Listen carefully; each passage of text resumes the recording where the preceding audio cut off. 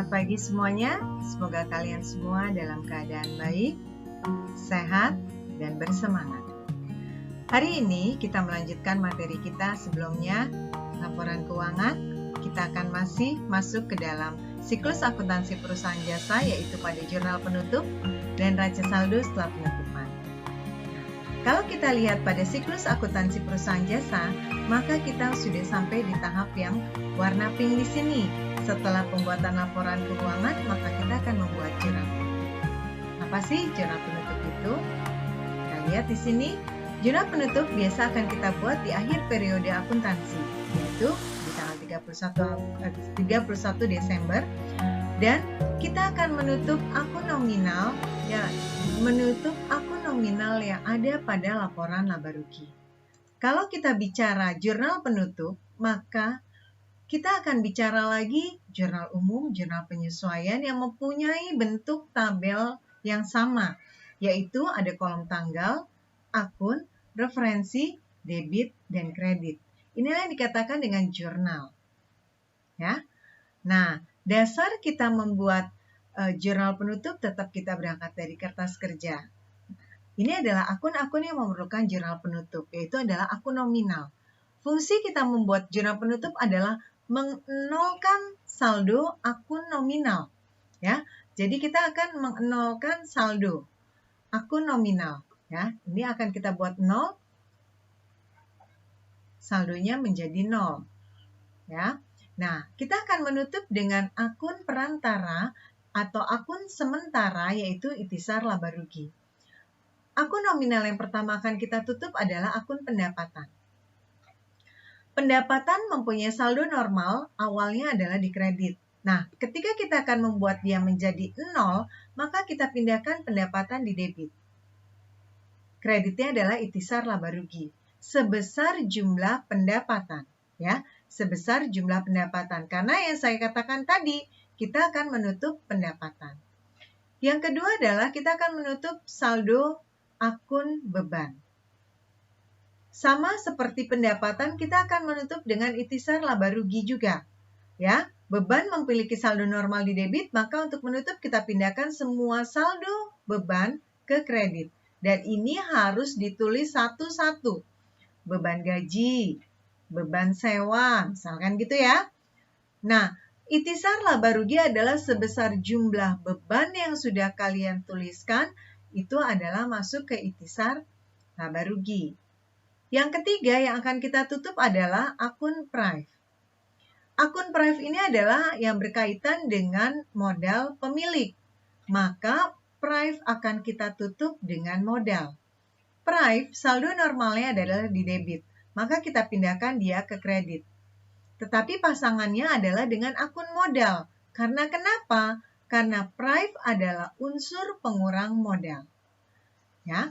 Yang keempat adalah kita akan menutup laba atau rugi perusahaan. Apabila perusahaan laba, maka saya akan tulis di sini, maaf ya nak ya, berantakan. Kalau perusahaan laba, maka kita akan menutup laba perusahaan sebesar laba yang diperoleh perusahaan, yaitu debitnya ikhtisar laba rugi, kreditnya adalah modal. Sebesar laba yang diperoleh perusahaan. Ingat, ada kebanyakan salah kalian kalau ditanya yang ini adalah menutup modal. Selama perusahaan masih berjalan, modal tidak akan pernah kita tutup. Benar kan ya? Nah, yang kedua, apabila perusahaan rugi, kita akan menutup rugi perusahaan, yaitu debitnya modal, kreditnya adalah ikhtisar laba rugi, sebesar rugi perusahaan. Logikanya adalah karena perusahaan rugi, maka modal pemilik akan berkurang, sehingga modal kita catat di debit. Yang di atas, karena perusahaan mendapatkan laba, maka laba adalah unsur penambah modal pemilik. Jelas ya? Yuk kita latihan ya. Nah, kita tetap berangkat pada kertas kerja jasa konsultan Regina. Tolong kalian perhatikan, di kolom yang saya beri warna hijau itu yang akan kita buat jurnal penutup. Ya, sekarang kita latihan dulu yuk. Nah, ini akan saya berikan penggalan kertas kerja untuk membuat jurnal penutupnya. Yang pertama, kita akan membuat jurnal penutup pendapatan. Seperti tadi, ya. Berarti kalau pendapatan kalian bisa lihat di sini. Pendapatan ada di kredit, maka untuk menutup kita pindahkan dia ke lawannya. Untuk memudahkan, saya tidak membuat tabel, tapi saya buat seperti ini ya, supaya lebih ringkas. Debitnya di sini adalah akun pendapatan. Pendapatan ya. Kreditnya tadi dengan lawannya adalah ikhtisar laba rugi sebesar pendapatan 123.600. Sini juga 123.600.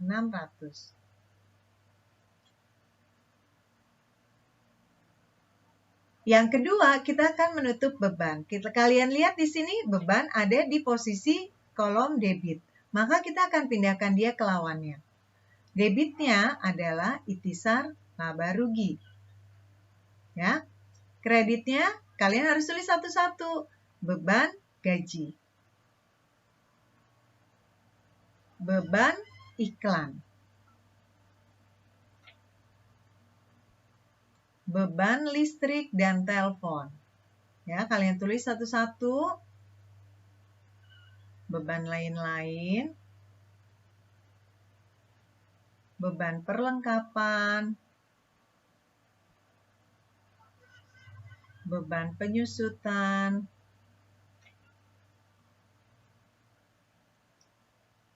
Beban sewa, beban asuransi. Beban asuransi ya. Kalian masukkan jumlahnya. Jumlah semuanya adalah kalian lihat di sini adalah 40.850.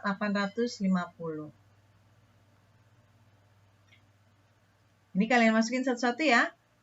4.100, 1.000.000, 1.500.000. Beban lain-lain 250.000, beban perlengkapan 7.500.000, beban penyusutan peralatan 3 juta, beban sewa 20 juta, beban asuransi 3.500.000 ya. Oke, gampang kan? Cuma memindahkan. Yang ketiga adalah kita akan menutup price. Kalian lihat di sini lagi. Price ada di sisi debit, maka kita akan pindahkan dia ke lawannya.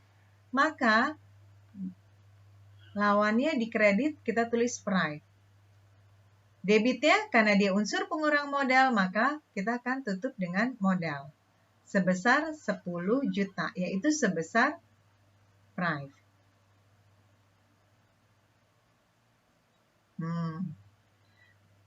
Nah, kalau yang terakhir, yang keempat adalah laba atau rugi. Berarti perusahaan memperoleh laba, yang akan kita tutup laba, gitu kan? Berarti kalau laba adalah unsur penambah modal, maka modal akan kita catat bertambah. Modal bertambah di mana? Di kredit kan? Maka kita taruh modalnya di kredit. Debitnya adalah ikhtisar laba rugi sebesar laba perusahaan, yaitu 82.750.000. Mudah kan ya? Nah, kalau saya buat kesimpulan, maka saya tulis di bawah sini ya, tambahan, catatan. Di dalam perusahaan jasa, ketika kita mau membuat perhitungan berkaitan dengan laporan keuangan, modal akhir di sini bisa kalian hitung, yaitu modal awal ditambah dalam kurung laba bersih dikurang price.